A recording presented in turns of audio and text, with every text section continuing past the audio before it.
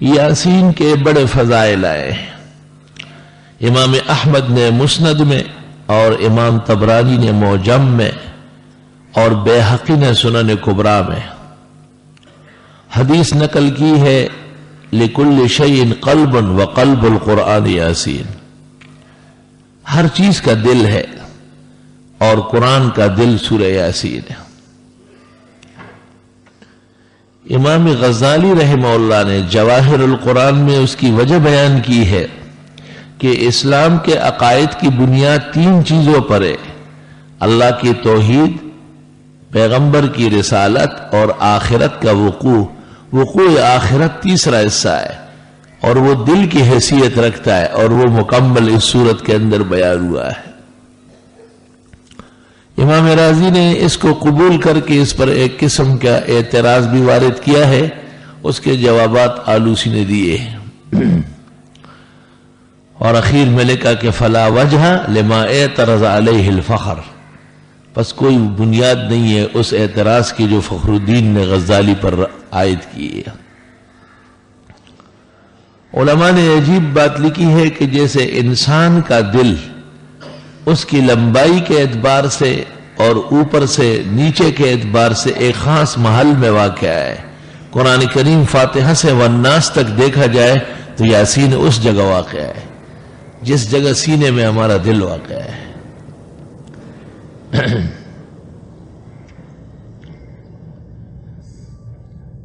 اور حدیث میں ہے کہ اقرؤوا علی موتاکم یاسین،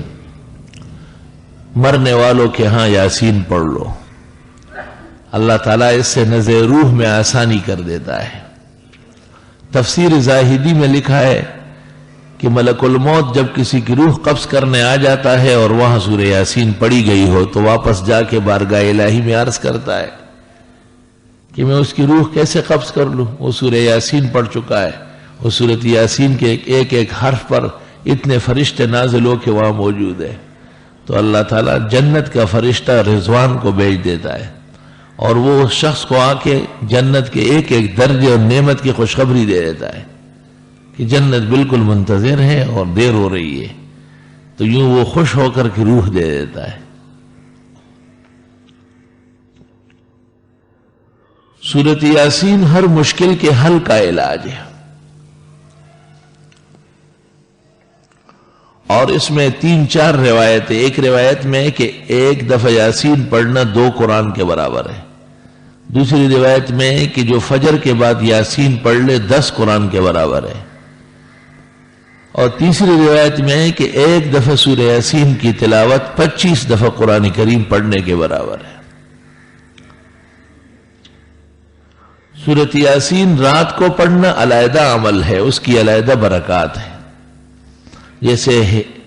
عزت کا تحفظ، رزق کی برکت، مصیبتوں کا ٹل جانا،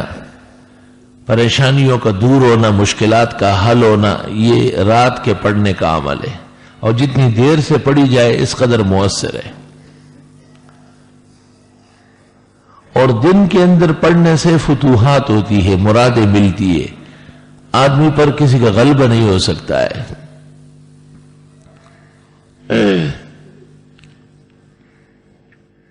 مسلمان کے 3 اعمال ایسے ہیں کہ اگر ان کا اہتمام کر لے تو چوتھے عمل کی ضرورت نہیں ہے۔ ایک، فاتحہ کے ساتھ کسی بھی وقت 24 گھنٹے میں 3 مرتبہ سورہ اخلاص پڑھنا۔ دوسرا، ہر فرض نماز کے بعد سنتوں کے لیے جگہ بدلتے بدلتے، یا جن نمازوں کے بعد سنن نہیں ہے فرائض کے فوراً بعد، آیت الکرسی 1 دفعہ پڑھنا۔ اور تیسرا عمل سورہ یاسین کا 24 گھنٹے میں کم از کم 1 بار اس کی مکمل تلاوت کرنا۔ بہتر ہوگا کہ دن کے کسی نماز میں ہو۔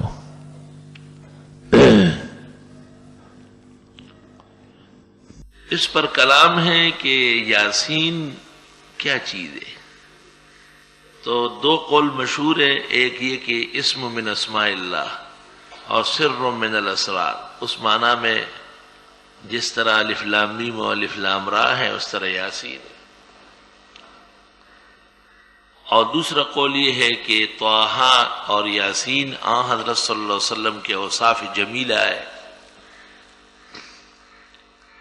جیسے مزمل اور مدثر ہے خدے پتواہا و پیاسین کے ستا صفت کڑے دے پا مزمل و مدثر کے پا دگرانا نبی. ابن الجوزی نے تحفۃ المودود باحکام المولود میں لکھا ہے کہ یاسین نام نہ رکھا جائے کیونکہ معنی نامعلوم ہے، لیکن بہت سارے علماء نے ابن الجوزی کی گرفت کی ہے اور کہا کہ نہیں، یہ نام سلف و خلف میں رائج رہا ہے. حضرت مولانا مفتی محمد شفیع صاحب رحمۃ اللہ علیہ کے والد کا نام بھی مولانا یاسین صاحب تھا، اور جس تاریخ کو مفتی محمد شفیع نے سورہ یاسین کی تفسیر لکھنی شروع کی کہ اتفاق سے یہ وہی تاریخ تھی 25 صفر 1355 ہجری، جو ان کے والد کے انتقال کا دن تھا. انتظار کر کے اسی تاریخ کو لکھنا شروع کیا ہو، اور حاشیے پہ لوگوں سے درخواست کی ہے کہ ان کی مغفرت کے لیے دعا کریں، اور جو یاسین زندہ گھوم رہا ہے ان کی صحت اور نارینہ اولاد کے لیے دعا کریں.